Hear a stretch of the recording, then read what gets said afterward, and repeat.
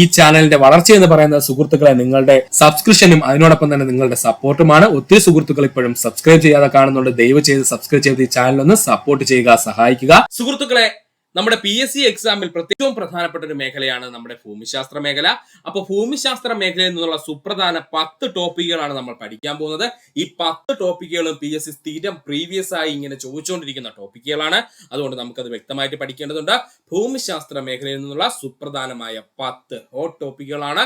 നമുക്ക് നോക്കാം എന്തൊക്കെയാണ് ആ ടോപ്പിക്കുകൾ എന്ന്. കൃഷ്ണ നദിയുടെ ഉത്ഭവസ്ഥാനം പശ്ചിമഘട്ട മലനിരകളുടെ ഭാഗമായ മഹാബലേശ്വർ കുന്നുകളിൽ നിന്നുമാണ്. അതായത് മഹാരാഷ്ട്ര സംസ്ഥാനത്തിന്റെ ഭാഗം കേട്ടോ. കൃഷ്ണ നദിയുടെ ഉത്ഭവസ്ഥാനം ചോദിച്ചാല് പശ്ചിമഘട്ട മലനിരകളുടെ ഭാഗമായ മഹാബലേശ്വർ കുന്നുകളിൽ നിന്നുമാണ്. ഇത് സ്ഥിതി ചെയ്യുന്നത് എവിടെയാണ്? മഹാരാഷ്ട്ര സംസ്ഥാനത്താണ്. കൃഷ്ണ നദിയുടെ ആകെ നീളം 1400 കിലോമീറ്റർ. കൃഷ്ണ നദിയുടെ ആകെ നീളം 1400 കിലോമീറ്റർ. ഏറ്റവും നീളം കൂടിയ രണ്ടാമത്തെ ഉപദ്വീപീയ നദി എന്നറിയപ്പെടുന്നത് കൃഷ്ണ നദിയാണ്. പഠിച്ചോളനെ, ഏറ്റവും നീളം കൂടിയ രണ്ടാമത്തെ ഉപദ്വീപീയ നദി എന്നറിയപ്പെടുന്നത് കൃഷ്ണ നദിയാണ്.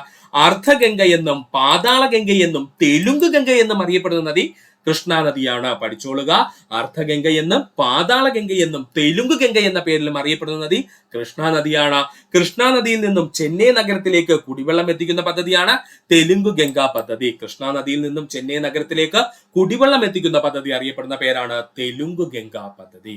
ഒന്നുകൂടി പറയാം സുഹൃത്തുക്കളെ, ശ്രദ്ധിക്കുക. കൃഷ്ണ നദിയുടെ ഉത്ഭവസ്ഥാനം എന്ന് പറയുന്നത് പശ്ചിമഘട്ട മലനിരകളുടെ ഭാഗമായ മഹാബലേശ്വർ കുന്നുകളിൽ നിന്നുമാണ്. ഇത് എവിടെയാ സ്ഥിതി ചെയ്യുന്നത്? മഹാരാഷ്ട്ര സംസ്ഥാനത്താണ്. കൃഷ്ണ നദിയുടെ നീളം എന്ന് പറയുന്നത് 1400 കിലോമീറ്റർ ആണ്. ഏറ്റവും നീളം കൂടിയ രണ്ടാമത്തെ ഉപദ്വീപീയ നദി എന്നറിയപ്പെടുന്നത് കൃഷ്ണ നദി. അർദ്ധഗംഗ എന്നും പാതാളഗംഗ എന്നും തെലുങ്ക് ഗംഗ എന്നും അറിയപ്പെടുന്ന നദി കൃഷ്ണ നദിയാണ്.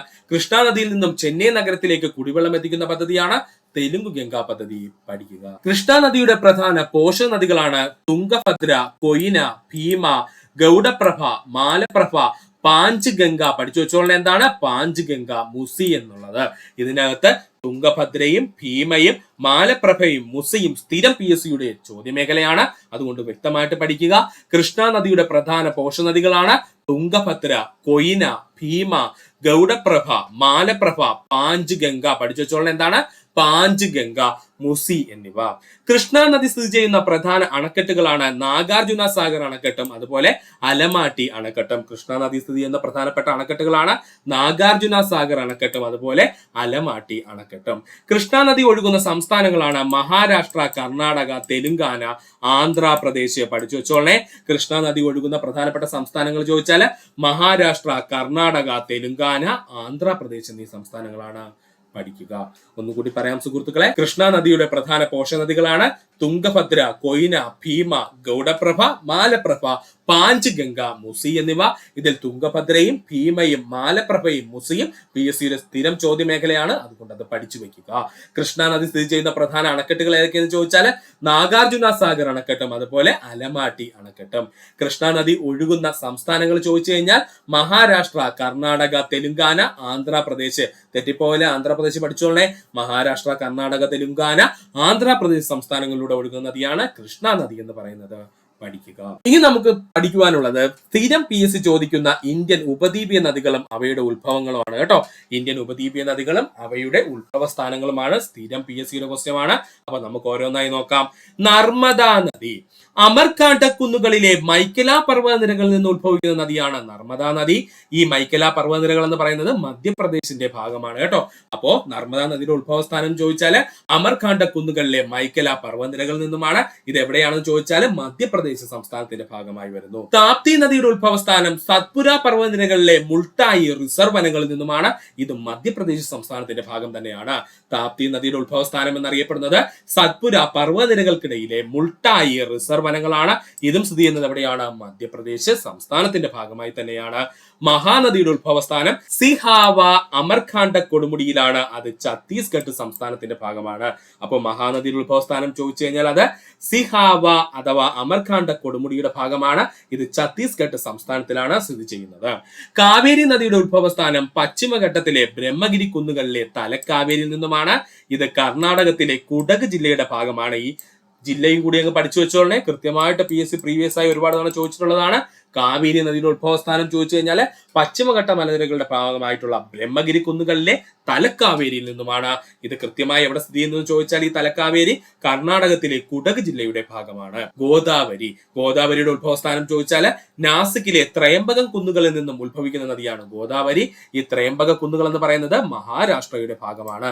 അപ്പൊ ഗോദാവരി നദി ഉത്ഭവിക്കുന്നത് നാസിക്കിലെ ത്രയംബക കുന്നുകളിൽ നിന്നുമാണ്. അതായത് മഹാരാഷ്ട്ര സംസ്ഥാനത്തിന്റെ ഭാഗമായിട്ടുള്ളതാണ് ഈ ത്രയംബക കുന്നുകൾ എന്ന് പറഞ്ഞു കഴിഞ്ഞാൽ. ഒന്നുകൂടി പറയാം സുഹൃത്തുക്കളെ, ശ്രദ്ധിക്കുക.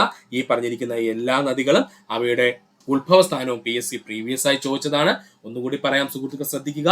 നർമ്മദ നദി എന്ന് പറയുന്നത് അമർകാണ്ഡ കുന്നുകളിലെ മൈക്കില പർവ്വതനിരകളിൽ നിന്നാണ് ഉത്ഭവിക്കുന്നത്.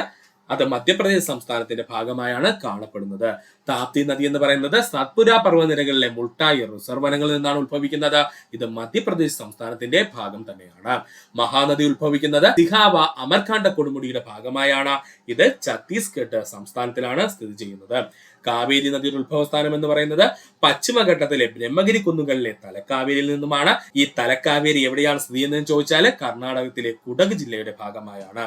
ഗോദാവരി നദി നാസിക്കിലെ ത്രയംബകം കുന്നുകളിൽ നിന്നും ഉത്ഭവിക്കുന്നതാണ്. ത്രയംബകം കുന്നുകൾ എവിടെയാ സ്ഥിതി ചെയ്യുന്നതെന്ന് ചോദിച്ചാൽ മഹാരാഷ്ട്ര സംസ്ഥാനത്തിന്റെ ഭാഗമായാണ്. ലാറ്ററൈറ്റ് മണ്ണ് കണ്ടോ സുഹൃത്തുക്കളെ? ലാറ്ററൈറ്റ് മണ്ണ്. ഈ ഫോട്ടോ ശ്രദ്ധിച്ചോളെ, എന്നിട്ട് വേണം നമ്മൾ പറയുന്ന പോയിന്റ്സ് നോക്കാം കേട്ടോ സുഹൃത്തുക്കളെ. അപ്പോൾ ലാറ്ററൈറ്റ് മണ്ണിനെ പറ്റിയാണ് നമ്മൾ ഇന്ന് പഠിക്കാൻ പോകുന്നത്. നമുക്ക് നോക്കാം. കേരളത്തിലെ ഏറ്റവും കൂടുതൽ കാണപ്പെടുന്ന മണ്ണിനം ലാറ്ററൈറ്റ് മണ്ണാണ്. Important point. അത് LGS തൊട്ട് ഡിഗ്രി വരെയുള്ള ഏതൊരു എക്സാം ആവട്ടെ അതിൽ കൃത്യമായി ചോദിക്കുന്ന പോയിന്റ് ആണ്. കേരളത്തിലെ ഏറ്റവും കൂടുതൽ കാണപ്പെടുന്ന മണ്ണിനം ഏതാണ്? ലാറ്ററൈറ്റ് മണ്ണാണ്. കേരളത്തിന്റെ 65% വ്യാപിച്ചു കിടക്കുന്ന മണ്ണിനം ചോദിച്ചാൽ അത് ലാറ്ററൈറ്റ് മണ്ണാണ്. കേരളത്തിന്റെ 65% വ്യാപിച്ചു കിടക്കുന്ന മണ്ണിനം ചോദിച്ചാലും അത് ലാറ്ററൈറ്റ് മണ്ണാണ്. ചെങ്കൽ മണ്ണ് എന്ന പേരിൽ അറിയപ്പെടുന്നത് ലാറ്ററൈറ്റ് മണ്ണ്. വീണ്ടും പ്രീവിയസ് ക്വസ്റ്റ്യൻ വന്നിരിക്കുന്നു. ചെങ്കൽ മണ്ണ് എന്ന പേരിൽ അറിയപ്പെടുന്നത് ആരാണ്? ലാറ്ററൈറ്റ് മണ്ണാണ്. ചെങ്കൽ പാറകൾ അഥവാ ലാറ്ററൈറ്റ് പാറകൾ പൊടിഞ്ഞാണ് ലാറ്ററൈറ്റ് മണ്ണ് രൂപപ്പെടുന്നത് അഥവാ ചെങ്കൽ മണ്ണ് രൂപപ്പെടുന്നത്. ചെങ്കൽ പാറകൾ അഥവാ ലാറ്ററൈറ്റ് പാറകൾ പൊടിഞ്ഞാണ് ലാറ്ററൈറ്റ് മണ്ണ് അഥവാ ചെങ്കൽ മണ്ണ് രൂപപ്പെടുന്നത്. പഠിക്കുക. അമ്ലത കൂടിയ ചെങ്കൽ പാറകൾ കൂടുതൽ അപരദന പ്രക്രിയയ്ക്ക് വിധേയമാകുന്നു. അതുകൊണ്ട് തന്നെ ലാറ്ററൈറ്റ് മണ്ണിന് അമ്ല സ്വഭാവം കൂടുതലാണ്. പഠിച്ചോളനെ. അമ്ലത കൂടിയ ചെങ്കൽ പാറകൾ കൂടുതൽ അപരദന പ്രക്രിയയ്ക്ക് വിധേയമാകുന്നത് കൊണ്ട് തന്നെ ലാറ്ററൈറ്റ് മണ്ണിന് അമ്ല സ്വഭാവം കൂടുതലായിരിക്കും. ലാറ്ററൈറ്റ് മണ്ണിന്റെ pH മൂല്യം 4.5-നും 6.2-നും ഇടയിലാണ്. ഇതങ്ങ് പഠിച്ചോളനെ. നല്ലൊരു ക്വസ്റ്റ്യൻ ആണ്. ലാറ്ററൈറ്റ് മണ്ണിന്റെ pH മൂല്യം ചോദിച്ചാൽ 4.5-നും 6.2-നും ഇടയിലാണ്. കൂടുതൽ മഴയും ഉയർന്ന താപനിലയുമുള്ള മൺസൂൺ കാലാവസ്ഥയുള്ള പ്രദേശങ്ങളിലാണ് സാധാരണയായി ലാറ്ററൈറ്റ് മണ്ണുകൾ കാണപ്പെടുന്നത്. കൂടുതൽ മഴയും ഉയർന്ന താപനിലയുമുള്ള മൺസൂൺ കാലാവസ്ഥയുള്ള പ്രദേശങ്ങളിലാണ് സാധാരണ ലാറ്ററൈറ്റ് മണ്ണുകൾ കാണപ്പെടുന്നത്. പഠിക്കുക. അതാണ് നമ്മുടെ കേരളത്തിൽ കൂടുതലായിട്ടും ലാറ്ററൈറ്റ് മണ്ണ് കാണപ്പെടുന്നത്. കാരണം എന്താ? നമ്മുടെ കേരളത്തിൽ അനുഭവപ്പെടുന്ന കാലാവസ്ഥ മൺസൂൺ കാലാവസ്ഥയാണ്. അതുകൊണ്ടാണ്. ഒന്നുകൂടി പറയാം സുഹൃത്തുക്കളെ, ശ്രദ്ധിച്ചിരിക്കുക. ആദ്യമായി നമ്മൾ പഠിക്കാൻ പോകുന്നത് കേരളത്തിലെ ലാറ്ററൈറ്റ് മണ്ണിനെ കുറിച്ചാണ്. കേരളത്തിൽ ഏറ്റവും കൂടുതൽ കാണപ്പെടുന്ന മണ്ണിനം ലാറ്ററൈറ്റ് മണ്ണ്. കേരളത്തിന്റെ 65% വ്യാപിച്ചു കിടക്കുന്ന മണ്ണിനം ചോദിച്ചാൽ അത് ലാറ്ററൈറ്റ് മണ്ണാണ്. ചെങ്കൽ മണ്ണ് എന്ന പേരിൽ അറിയപ്പെടുന്നത് ലാറ്ററൈറ്റ് മണ്ണ്. ചെങ്കൽ പാറകൾ അഥവാ ലാറ്ററൈറ്റ് പാറകൾ പൊടിഞ്ഞാണ് ലാറ്ററൈറ്റ് മണ്ണ് രൂപപ്പെടുന്നത്. അമ്ലത കൂടിയ ചെങ്കൽ പാറകൾ കൂടുതൽ അപരദന പ്രക്രിയയ്ക്ക് വിധേയമാകുന്നത് കൊണ്ട് തന്നെ ലാറ്ററൈറ്റ് മണ്ണിന് അമ്ല സ്വഭാവം കൂടുതലായിരിക്കും. ലാറ്ററൈറ്റ് മണ്ണിന്റെ pH മൂല്യം 4.5-നും 6.2-നും ഇടയിലാണ്. ഒന്നുകൂടി എടുത്തു പറയുന്നു. പഠിക്കുക.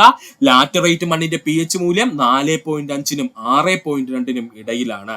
കൂടുതൽ മഴയും ഉയർന്ന താപനിലയുമുള്ള മൺസൂൺ കാലാവസ്ഥയുള്ള പ്രദേശങ്ങളിലാണ് സാധാരണയായി ലാറ്ററൈറ്റ് മണ്ണുകൾ കാണപ്പെടുന്നത്. പഠിക്കുക. സമുദ്രനിരപ്പിൽ നിന്നും 10 മീറ്റർ മുതൽ 100 മീറ്റർ വരെ ഉയരത്തിലാണ് നമ്മുടെ ലാറ്ററൈറ്റ് മണ്ണുകൾ കാണപ്പെടുന്നത്. ഇമ്പോർട്ടന്റ് പോയിന്റ് ആണ്. പഠിച്ചോളനെ. സമുദ്രനിരപ്പിൽ നിന്നും 10 മീറ്റർ മുതൽ 100 മീറ്റർ വരെ ഉയരത്തിലാണ് നമ്മുടെ ലാറ്ററൈറ്റ് മണ്ണ് കാണപ്പെടുന്നത്. അതുകൊണ്ട് തന്നെ വടക്കൻ കേരളത്തിലെ ഇടനാടുകളിലും കൂടുതലായി കണ്ടുവരുന്ന മണ്ണിനം ലാറ്ററൈറ്റ് മണ്ണാണ്. ഇങ്ങനെ തന്നെ എടുത്തു ചോദിക്കും. പഠിച്ചോളനെ. വടക്കൻ കേരളത്തിലെ ഇടനാടുകളിൽ കൂടുതലായി കണ്ടുവരുന്ന മണ്ണിനം എന്ന് ചോദിച്ചാൽ അത് ലാറ്ററൈറ്റ് മണ്ണാണ്. ഒന്നുകൂടി പറയാം, ശ്രദ്ധിക്കുക.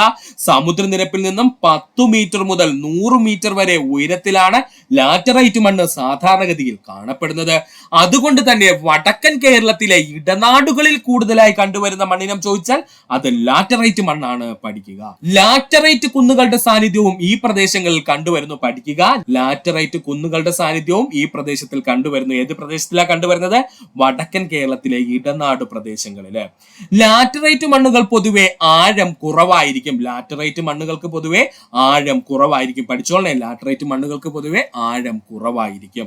ലാറ്ററൈറ്റ് മണ്ണിൽ ചരലിന്റെ സാന്നിധ്യം മറ്റു മണ്ണുകളെ വെച്ച് നോക്കുമ്പോൾ കൂടുതലായതിനാൽ വിളവൈവിധ്യം പൊതുവെ കുറവാണ്. നമ്മൾ നേരത്തെ ചിത്രത്തിൽ കണ്ടില്ലേ സുഹൃത്തുക്കളെ, ചെറു ചെറു തരികളായിട്ടാണല്ലേ ലാറ്ററൈറ്റ് മണ്ണ് കാണപ്പെടുന്നത്. അപ്പോൾ ലാറ്ററൈറ്റ് മണ്ണിലെ ഇങ്ങനെ ചരലിന്റെ സാന്നിധ്യം കൂടുതലാണ്. അതുകൊണ്ട് തന്നെ മറ്റു മണ്ണിനങ്ങളെ വെച്ച് നോക്കുമ്പോൾ വിളവൈവിധ്യം പൊതുവെ കുറവാണ് ലാറ്ററൈറ്റ് മണ്ണിൽ. അതായത് ഒരുപാട് വിളകളൊന്നും നമുക്ക് ലാറ്ററൈറ്റ് മണ്ണിൽ കൃഷി ചെയ്യാൻ പറ്റില്ല എന്ന് സാരം കേട്ടോ. അപ്പൊ ഒന്നുകൂടി പറയാം സുഹൃത്തുക്കളെ, ശ്രദ്ധിക്കുക. സമുദ്രനിരപ്പിൽ നിന്നും 10 മീറ്റർ മുതൽ 100 മീറ്റർ വരെ ഉയരത്തിലാണ് ഇത്തരം മണ്ണിനങ്ങൾ കാണപ്പെടുന്നത്, അല്ലെങ്കിൽ ലാറ്ററൈറ്റ് മണ്ണ് കാണപ്പെടുന്നത്. അതുകൊണ്ട് തന്നെ വടക്കൻ കേരളത്തിലെ ഇടനാടുകളിൽ കൂടുതലായി കണ്ടുവരുന്ന മണ്ണിനം ചോദിച്ചാൽ അത് ലാറ്ററൈറ്റ് മണ്ണാണ്. ലാറ്ററൈറ്റ് കുന്നുകളുടെ സാന്നിധ്യവും ഈ പ്രദേശത്ത് കണ്ടുവരുന്നു. ലാറ്ററൈറ്റ് മണ്ണുകൾക്ക് പൊതുവെ ആഴം കുറവായിരിക്കും. ലാറ്ററൈറ്റ് മണ്ണിൽ ചരലിന്റെ സാന്നിധ്യം മറ്റു മണ്ണുകളെ അപേക്ഷിച്ച് നോക്കുമ്പോൾ കൂടുതലായതിനാൽ വിളവൈവിധ്യം പൊതുവെ കുറവാണ്. പഠിക്കുക. പൊതുവെ ജലം തങ്ങി നിൽക്കാത്ത മണ്ണിനമാണ് ലാറ്ററൈറ്റ് മണ്ണുകൾ. അതുകൊണ്ട് തന്നെ ശക്തമായ മണ്ണൊലിപ്പിന് വിധേയമാവുന്ന മണ്ണ് എന്ന് ചോദിച്ചാൽ അത് ലാറ്ററൈറ്റ് മണ്ണാണ്. പൊതുവെ ജലം തങ്ങി നിൽക്കാത്ത മണ്ണിനമാണ് ലാറ്ററൈറ്റ് മണ്ണുകൾ എന്ന് പറഞ്ഞു കഴിഞ്ഞാൽ ലാറ്ററൈറ്റ് മണ്ണുകൾക്ക് ജലത്തിന് എന്താണ് ശേഖരിച്ചു വെക്കുവാനുള്ള കഴിവില്ല. അതുകൊണ്ട് തന്നെ എന്താണ് ശക്തമായിട്ട് മണ്ണൊലിപ്പിന് വിധേയമാവുന്ന മണ്ണ് എന്ന് ചോദിച്ചാൽ അത് ലാറ്ററൈറ്റ് മണ്ണാണ്. പഠിക്കുക.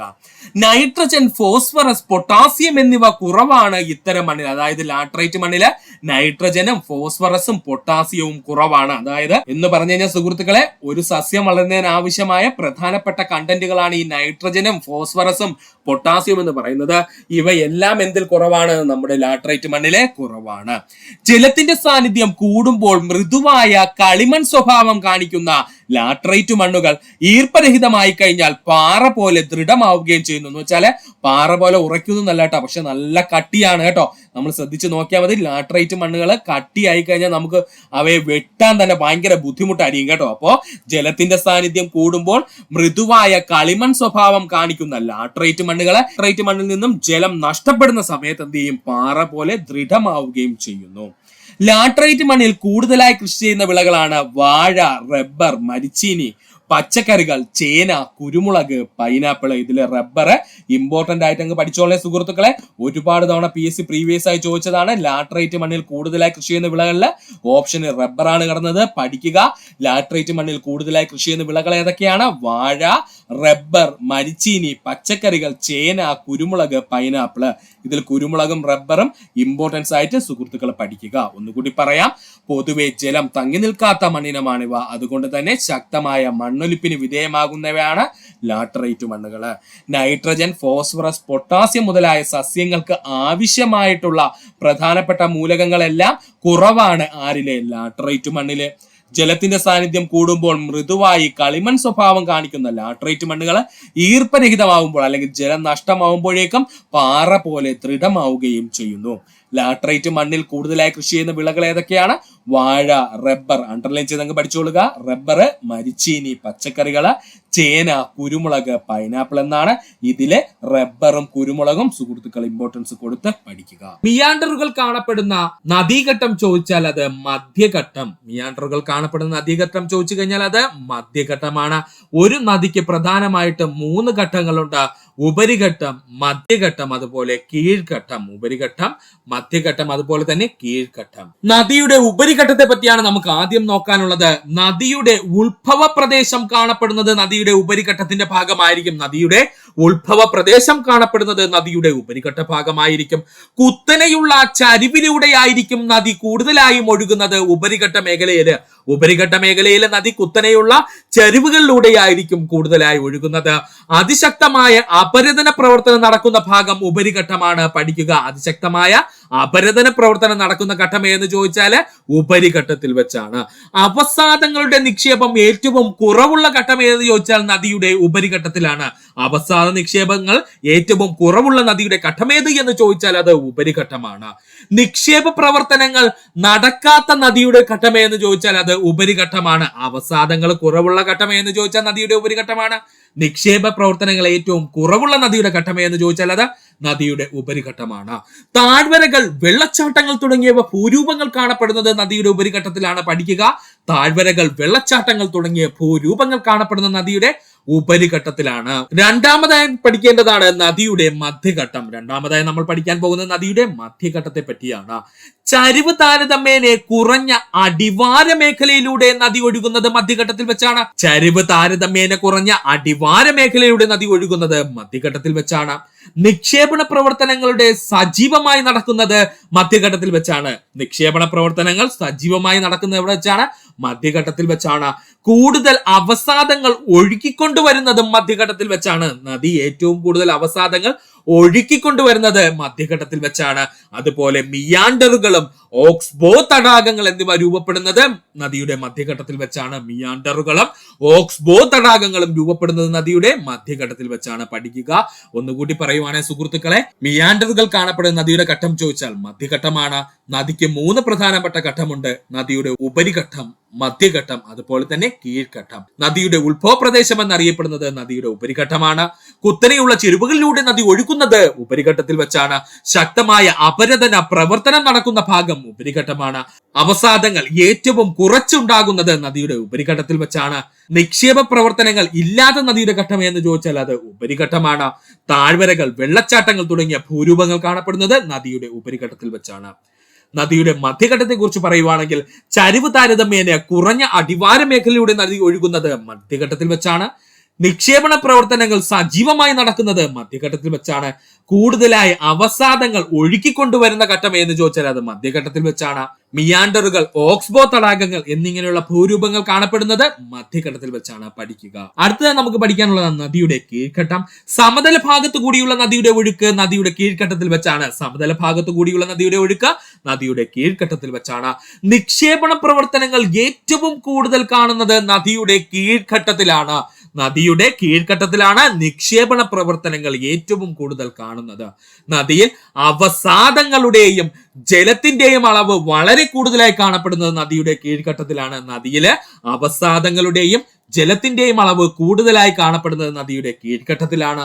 പ്രളയ സമതലങ്ങളും ഡെൽറ്റകൾ തുടങ്ങിയ നിക്ഷേപണ ഭൂരൂപങ്ങൾ കൂടുതലായി കാണപ്പെടുന്നത് നദിയുടെ കീഴ്ഘട്ടത്തിലാണ്. പഠിക്കുക, പ്രളയ സമതലങ്ങളും ഡെൽറ്റകൾ തുടങ്ങിയ നിക്ഷേപണ ഭൂരൂപങ്ങൾ കൂടുതലായി കാണപ്പെടുന്നത് നദിയുടെ കീഴ്ഘട്ടത്തിലാണ്. ഒന്നുകൂടി പറയുവാണേ, സമതല ഭാഗത്തു കൂടിയുള്ള നദിയുടെ ഒഴുക്ക് എപ്പോഴാണ്? കീഴ്ഘട്ടത്തിലാണ്.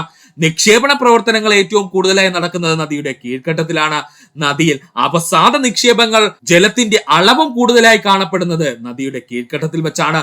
പ്രളയ സമതലങ്ങളും ഡെൽറ്റകളും എന്നീ നിക്ഷേപണ ഭൂരൂപങ്ങൾ കാണപ്പെടുന്നത് നദിയുടെ കീഴ്ഘട്ടത്തിൽ വെച്ചാണ്. പഠിക്കുക. ഋതുക്കൾ എന്ന് പറയുന്നത് സീസൺസ് അല്ലെങ്കിൽ ഋതുക്കളെ പറ്റിയിട്ടാണ് നമ്മൾ ആദ്യം പഠിക്കാൻ പോകുന്നത്. എന്താ സുഹൃത്തുക്കളെ ഋതുക്കൾ എന്ന് പറഞ്ഞു കഴിഞ്ഞാൽ? ഋതുക്കൾ എന്നാൽ സൗരോർജ്ജ ലഭ്യതയിൽ ഉണ്ടാകുന്ന ഏറ്റക്കുറച്ചിലുകളാണ് വ്യത്യസ്തമായ ഋതുക്കൾ എന്നറിയപ്പെടുന്നത്. സൗരോർജ്ജ ലഭ്യതയിലുള്ള അല്ലെങ്കിൽ സൂര്യപ്രകാശത്തിന്റെ ലഭ്യതയിലുള്ള ഏറ്റക്കുറച്ചിലുകളുടെ വ്യത്യാസത്തെ അറിയപ്പെടുന്ന പേരാണ് ഋതുക്കൾ എന്നറിയപ്പെടുന്നത്.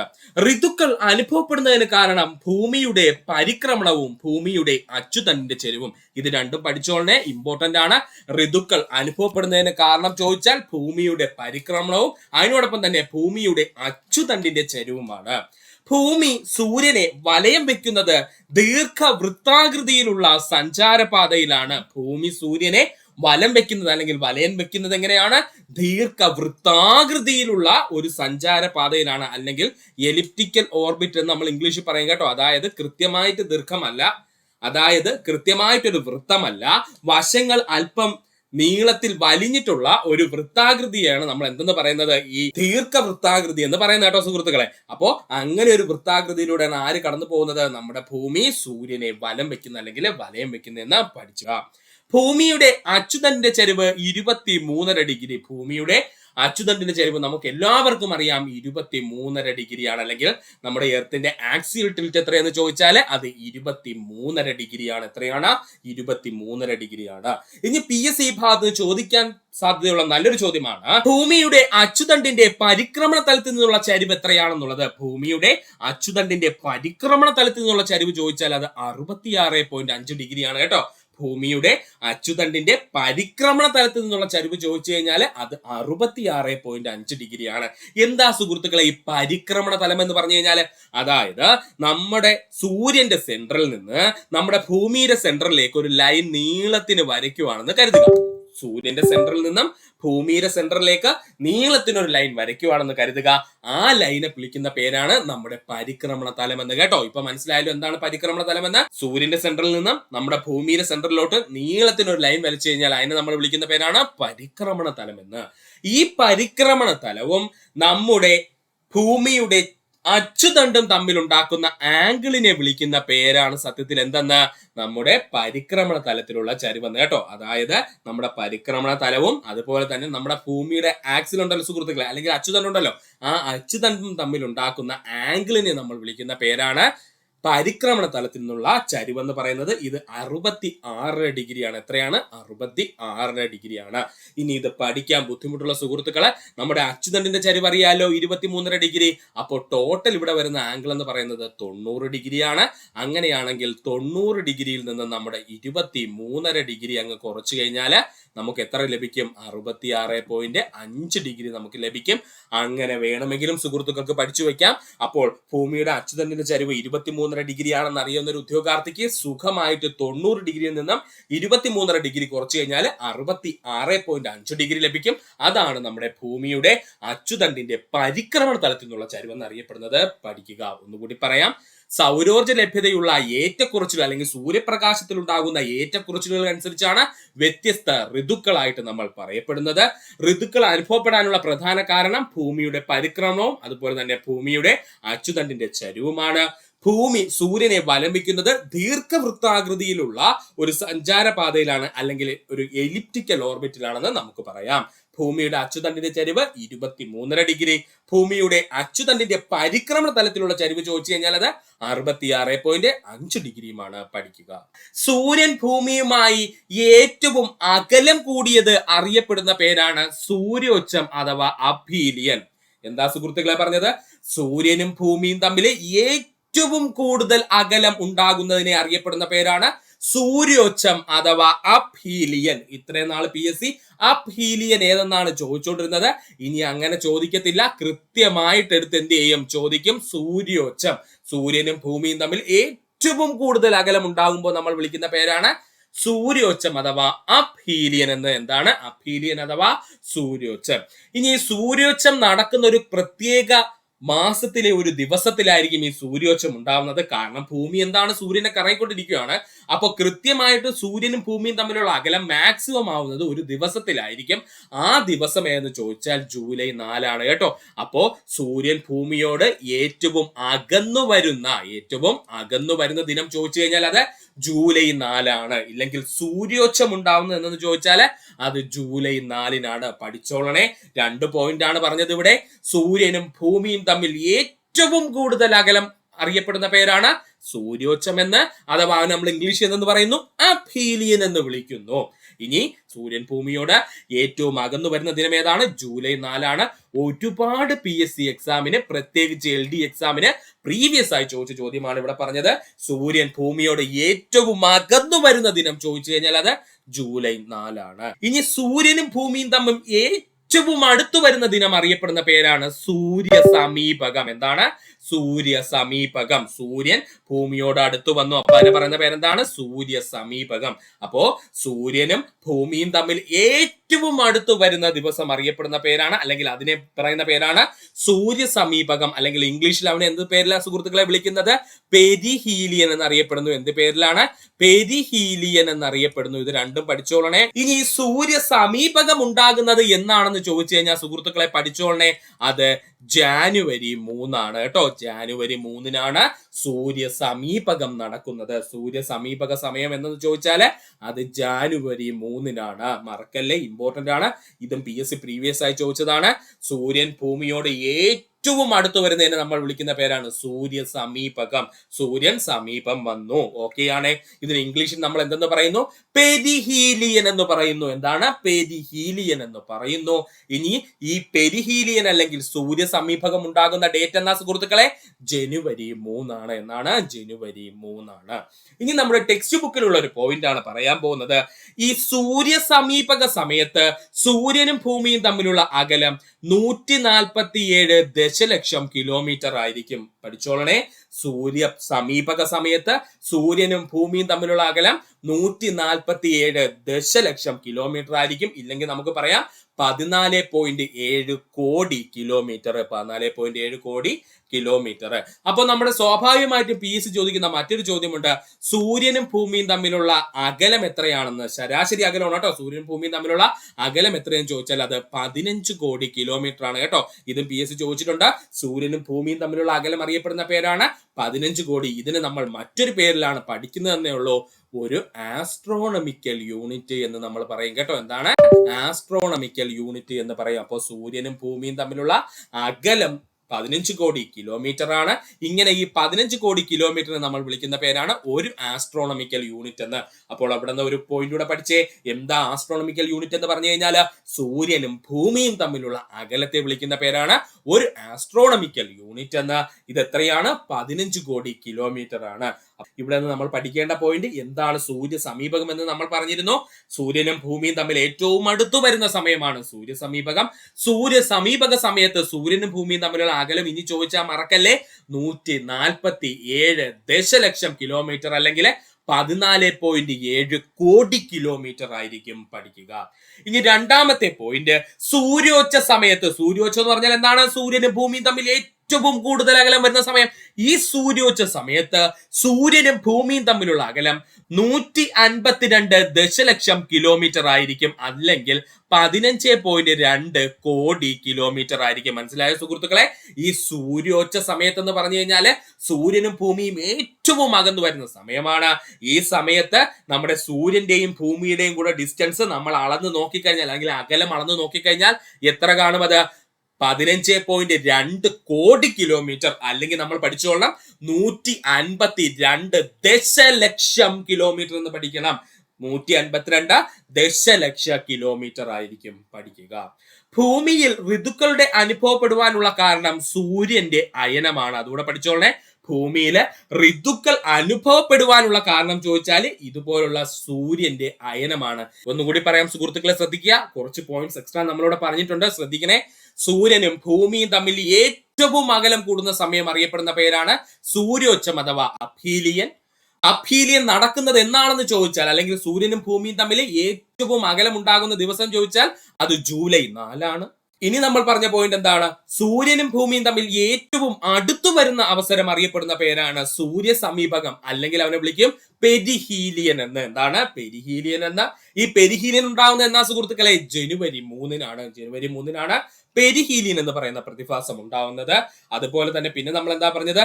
സൂര്യനും ഭൂമിയും തമ്മിൽ ഏറ്റവും കുറഞ്ഞ അകലം വരുമ്പോൾ, അല്ലെങ്കിൽ ഈ സൂര്യ സമീപക സമയത്ത് സൂര്യനും ഭൂമിയും തമ്മിലുള്ള അകലം നമ്മൾ അളന്നു നോക്കിക്കഴിഞ്ഞാൽ അത് 147 ദശലക്ഷ കിലോമീറ്റർ ആയിരിക്കും. ഇല്ലെങ്കിൽ 14.7 കോടി കിലോമീറ്റർ ആയിരിക്കും. ഇനി നമ്മൾ കൃത്യമായിട്ട് പറഞ്ഞ പോയിന്റ് ആണ്, അല്ലെങ്കിൽ PSCയുടെ പ്രീവിയസ് പോയിന്റ് ആണ്. സൂര്യനും ഭൂമിയും തമ്മിലുള്ള അകലം എത്രയാണ്? 15 കോടി കിലോമീറ്റർ ആണ്. ഇതിന് നമ്മൾ ഒരു ആസ്ട്രോണമിക്കൽ യൂണിറ്റ് എന്ന് വിളിക്കുന്നു. ഒരു ആസ്ട്രോണമിക്കൽ യൂണിറ്റ് എന്ന് വിളിക്കുന്നു. അടുത്ത പോയിന്റ് നമ്മൾ എന്താ പറഞ്ഞത്? സൂര്യനും ഭൂമിയും തമ്മിൽ ഏറ്റവും അകലം കൂടിയ സമയത്തെ നമ്മൾ വിളിക്കുന്ന പേര് സൂര്യോച്ചം. ഈ സൂര്യോച്ചം ഉണ്ടാകുന്ന സമയത്ത് സൂര്യനും ഭൂമിയും തമ്മിലുള്ള അകലം എന്ന് പറയുന്നത് 152 ദശലക്ഷ കിലോമീറ്റർ ആയിരിക്കും. അല്ലെങ്കിൽ നമുക്ക് എന്തെന്ന് പറയാം? 15.2 കോടി കിലോമീറ്റർ എന്ന് വേണമെങ്കിൽ നമുക്ക് പറയാം. ലാസ്റ്റ് നമ്മൾ പറഞ്ഞ പോയിന്റ് എന്താണ്? ഭൂമിയിൽ ഋതുക്കൾ അനുഭവപ്പെടുവാനുള്ള പറയാനുള്ള കാരണം സൂര്യന്റെ അയനമാണ്. ഇനി നമുക്ക് നോക്കാനുള്ളത് എന്താണ് ഈ സൂര്യന്റെ അയനം എന്നാണ്. ഭൂമിയുടെ അച്ചുതണ്ടിന്റെ ചരിവ് പരിക്രമണ വേളയിൽ ഒരുപോലെ നിലനിർത്താൻ സൂര്യന്റെ ആപേക്ഷിക സ്ഥാനം ഉത്തരായന രേഖയ്ക്ക് 23.5 ഡിഗ്രി വടക്കും ദക്ഷിണായന രേഖയ്ക്ക് 23.5 ഡിഗ്രി തെക്കും ഇടയിൽ മാറിക്കൊണ്ടിരിക്കും. ഇതിനെ അറിയപ്പെടുന്ന പേരാണ് സൂര്യന്റെ അയനം എന്ന്. അപ്പോൾ എന്താ സൂര്യന്റെ അയനം എന്ന് ചോദിച്ചാല് ഭൂമിയുടെ അച്ചുതണ്ടിന്റെ ചെരിവ് പരിക്രമണ വേളയിൽ ഒരുപോലെ നിലനിർത്താനായിട്ട് സൂര്യന്റെ ആപേക്ഷിക സ്ഥാനം ഉത്തരായന രേഖയ്ക്ക് 23.5 ഡിഗ്രി വടക്കും ദക്ഷിണായന രേഖയ്ക്ക് 23.5 ഡിഗ്രി തെക്കും എന്നിങ്ങനെ മാറിക്കൊണ്ടിരിക്കും. ഇതിനെ അറിയപ്പെടുന്ന പേരാണ് സൂര്യന്റെ അയനം എന്ന്. ഇനി ഇത് മനസ്സിലാവാത്ത സുഹൃത്തുക്കൾക്ക് വേണ്ടിയിട്ട് ജസ്റ്റ് ഒന്ന് പറഞ്ഞുതരാം. സുഹൃത്തുക്കൾ ചിത്രത്തിലേക്ക് ഒന്ന് ശ്രദ്ധിക്കണേ. ഇവിടെ കണ്ടോ സുഹൃത്തുക്കളെ, നമ്മളിവിടെ ആക്സിയൽ ടിൽറ്റ് എന്ന് പറയുന്ന സാധനം നമ്മൾ മാർക്ക് ചെയ്തിട്ടുണ്ട്, അല്ലെങ്കിൽ ഭൂമിയുടെ ചരിവ് എന്ത് ചെയ്തിട്ടുണ്ട്, അച്ചുതണ്ടിന്റെ ചരിവ് എന്ത് ചെയ്തിട്ടുണ്ട്, മാർക്ക് ചെയ്ത് വെച്ചിട്ടുണ്ട്. അതാണ് നമ്മൾ ആ നോർത്ത് വെച്ചിട്ട് മാർക്ക് ചെയ്തിരിക്കുന്നത് അല്ലെ. സംഭവം എന്തെന്ന് ചോദിച്ചാൽ ഒന്നുമില്ല, നമ്മുടെ സൂര്യൻ ഇങ്ങനെ നിൽക്കുവാണെന്ന് കരുതുക കേട്ടോ. ഇത് നമ്മുടെ സൂര്യനാണ്. സൂര്യനിൽ നിന്നുണ്ട് ഭൂമി താണ്ട് ഇവിടെ സ്ഥിതി ചെയ്യുന്നുണ്ട് അല്ലെ. ഭൂമിയുണ്ട്, ഭൂമിക്ക് എന്തുണ്ട്, ഒരു അച്ചുതണ്ടിന് ചരിവുണ്ടല്ലേ സുഹൃത്തുക്കളെ. ഭൂമിക്ക് അച്ചുതണ്ടിന് ചരിവില്ലേ, ഉണ്ട്.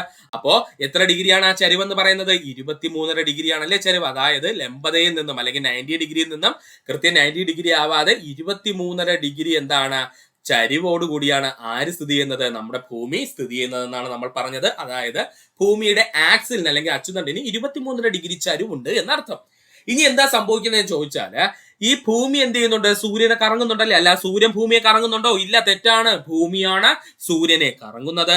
അപ്പൊ ഭൂമി ഇങ്ങനെ കറങ്ങി കറങ്ങി വന്ന് എന്താണ് ഓരോ സമയങ്ങളിലും എന്താ സംഭവിക്കുന്നത്, ഈ ഭൂമി കറങ്ങുന്നതിനോടൊപ്പം തന്നെ ഭൂമിയുടെ അച്ചുതണ്ടിൽ എന്തെങ്കിലും മാറ്റം വരുമോ? ഇല്ല, അച്ചുതണ്ട് എപ്പോഴും 23.5 ഡിഗ്രി തന്നെ നിൽക്കും. അപ്പോൾ എന്താ സംഭവിക്കുന്നത് വെച്ചാൽ ഈ സൂര്യനിൽ നിന്ന് വരുന്ന പ്രകാശം എന്ത് ചെയ്യുമെന്ന് ചോദിച്ചാൽ സുഹൃത്തുക്കൾ ശ്രദ്ധിച്ചു നോക്കണേ. സൂര്യനിൽ നിന്ന് വരുന്ന പ്രകാശത്തിന് എന്താ സംഭവിക്കുന്നത്, നേരെ ലംബമായിട്ട് വീഴുന്നതിന് പകരം എന്താ സംഭവിക്കുന്നത്, ഈ ഉത്തരായന രേഖ അല്ലെങ്കിൽ ഉത്തരായന രേഖയുടെ ഭാഗം വരുമ്പോൾ എന്ത് ചെയ്യും, നമ്മുടെ അച്ചുതണ്ടിൽ നിന്ന് എന്ത് ചെയ്യും, അല്പം മാറിയായിരിക്കും എന്ത് ചെയ്യുന്നത്, പ്രകാശം വീഴുന്നത്. മനസ്സിലായോ? സിമ്പിൾ ആണ്, ഒന്നുമില്ല. ഭൂമി ഇങ്ങനെ ഇരിക്കുന്നെന്ന് കരുതുക. ഭൂമിയുടെ അച്ചുതണ്ട് എന്ന് പറയുന്നത് 23.5 ഡിഗ്രി ചരിഞ്ഞാണ് ഇരിക്കുന്നതെന്ന് ശ്രദ്ധിക്കുക സുഹൃത്തുക്കളെ. അപ്പോൾ സൂര്യപ്രകാശം വരുമ്പോൾ എന്ത് ചെയ്യും, നമ്മുടെ അച്ചുതണ്ടും കഴിഞ്ഞ് കുറച്ച് അപ്പുറത്തേക്ക് എന്ത് ചെയ്യും, പ്രകാശം പതിക്കും അല്ലേ. ചിത്രത്തിലേക്ക് ശ്രദ്ധിച്ച സുഹൃത്തുക്കളെ കണ്ടോ, ഇങ്ങനെ നേരെ പ്രകാശം വന്നിട്ട് കറക്റ്റ് എന്ത് ചെയ്യണമായിരുന്നു, അച്ചുതണ്ട് വീഴുന്നതിന് പകരം അച്ചുതണ്ടിന്റെ ആ 23.5 ഡിഗ്രി എന്ന് പറയുന്നത് കഴിഞ്ഞൊരൽപ്പം എന്ത് ചെയ്യും, മുന്നോട്ട് പ്രകാശം പതിക്കും. ഓക്കെ, ഇതുപോലെ തന്നെ തിരിച്ചൊന്ന് ചിന്തിച്ചു നോക്കുക. നമ്മുടെ ഭൂമി കറങ്ങി ഓപ്പോസിറ്റ് സൈഡ് വന്നെന്ന് പറയുക, അല്ലെങ്കിൽ സൂര്യന്റെ ഓപ്പോസിറ്റ് സൈഡ് വന്നു എന്ന് വിചാരിക്കുക. അങ്ങനെ സംഭവിക്കില്ല. ഓപ്പോസിറ്റ് സൈഡ് വന്നു എന്ന് വിചാരിക്കുക. ഇങ്ങനെയുള്ള സിറ്റുവേഷനിൽ എന്താ സംഭവിക്കുന്നത് ചോദിച്ചാല് നമ്മുടെ ഭൂമിയുടെ അച്ചുതണ്ട് എങ്ങോട്ടായിരിക്കും ചരിഞ്ഞിരിക്കുന്ന സുഹൃത്തുക്കളെ, അത് നേരെതാ ഇങ്ങനെ ആയിരിക്കും അല്ലേ. അതായത് നേരത്തെ ലെഫ്റ്റ് സൈഡിലോട്ടാണ് ചരിഞ്ഞതെങ്കിൽ ഇപ്പോൾ എന്ത് ചെയ്തിരിക്കുന്നു, റൈറ്റ് സൈഡിലോട്ട് എന്ത് ചരിഞ്ഞിരിക്കുന്നു, നമ്മുടെ ഭൂമിയുടെ അച്ചുതണ്ട് ചരിഞ്ഞിരിക്കുന്നു. ഭൂമിയുടെ അച്ചുതണ്ട് എങ്ങോട്ടാണ് ചരിഞ്ഞിരിക്കുന്നത്, ഇപ്പോൾ റൈറ്റ് സൈഡിലോട്ടാണ് ചരിഞ്ഞിരിക്കുന്നത്. അപ്പോൾ റൈറ്റ് സൈഡിലോട്ട് ചരിഞ്ഞതുകൊണ്ട് തന്നെ ഇപ്പൊ നമ്മുടെ ആംഗിൾ എവിടെയാണ്, ഈ 23.5 ഡിഗ്രി എന്ന് പറയുന്നത് ഈ റൈറ്റ് സൈഡിലോട്ടാണ് ചരിഞ്ഞിരിക്കുന്നത്. അപ്പോൾ സൂര്യപ്രകാശം എന്ത് സംഭവിക്കും, വീണ്ടും നേരത്തെ പറഞ്ഞതുപോലെ 23.5 ഡിഗ്രി ചാടി എന്ത് ചെയ്യും, നേരെ കുറച്ച് അപ്പുറത്തേക്ക് സഞ്ചരിക്കും. 23.5 ഡിഗ്രിയിൽ നിന്നും കുറച്ച് അപ്പുറത്തേക്ക് എന്ത് ചെയ്യും, ചരിഞ്ഞങ്ങ് സഞ്ചരിക്കും. ഇതിനെ പറയുന്ന പേരാണ് സത്യത്തിലെ സൂര്യന്റെ അയനം എന്ന് പറയുന്നത്. അല്ലാതെ സൂര്യൻ എന്ത് ചെയ്യുന്നില്ല, 23.5 ഡിഗ്രി അങ്ങോട്ടും ചാടുന്നില്ല, 23.5 ഡിഗ്രി ഇങ്ങോട്ടും ചാടുന്നില്ല. പക്ഷെ നമ്മളെ പഠനാർത്ഥം നമ്മൾ അങ്ങനെ പറയുന്നതേ ഉള്ളൂ. എക്സാക്ട്ലി സംഭവിക്കുന്ന ഇതാണ് സൂര്യന്റെ അയനം എന്ന് പറയുന്നത് കേട്ടോ. അപ്പൊ ഒന്നുകൂടി പറയാം, ഭൂമിയുടെ അച്ചുതണ്ടിന്റെ ചരിവ് പരിക്രമണ വേളയിൽ ഒരുപോലെ നിലനിർത്താൻ സൂര്യന്റെ ആപേക്ഷിക സ്ഥാനം ഉത്തരായന രേഖയ്ക്ക് 23.5 ഡിഗ്രി വടക്കും ദക്ഷിണായന രേഖയ്ക്ക് 23.5 ഡിഗ്രി തെക്കിനും ഇടയിൽ മാറിക്കൊണ്ടിരിക്കും. ഈ പറഞ്ഞില്ല സുഹൃത്തുക്കളെ, അല്പം പ്രകാശം അപ്പുറത്തോട്ടും ഇപ്പുറത്തോട്ടും പോകുന്ന 23.5 ഡിഗ്രിക്ക്, അതിനെയാണ് ഈ പറഞ്ഞിരിക്കുന്നത് കേട്ടോ. സൂര്യന്റെ ആപേക്ഷിക സ്ഥാനം വെച്ചിട്ട് എന്താണ് 23.5 ഡിഗ്രി വടക്കോട്ട് ചരിയും, അല്ലെങ്കിൽ 23.5 ഡിഗ്രി തെക്കോട്ട് ഇടയിൽ മാറിക്കൊണ്ടിരിക്കും എന്ന് പറഞ്ഞില്ലേ, അത് ഈ സൂര്യപ്രകാശത്തിൻ്റെതാണ് കേട്ടോ. അപ്പൊ ഇങ്ങനെ പറയുന്ന പേരാണ് സൂര്യന്റെ അയനം എന്ന്. ഉഷ്ണമേഖലാ പ്രദേശങ്ങളിൽ ഋതുഭേദങ്ങൾ പ്രകടമായി അനുഭവപ്പെടാത്തതിന് കാരണം എന്തെന്ന് ചോദിച്ചാല് വർഷം മുഴുവൻ സൂര്യപ്രകാശം ലംബമായി പതിക്കുന്നത് കൊണ്ടാണ്.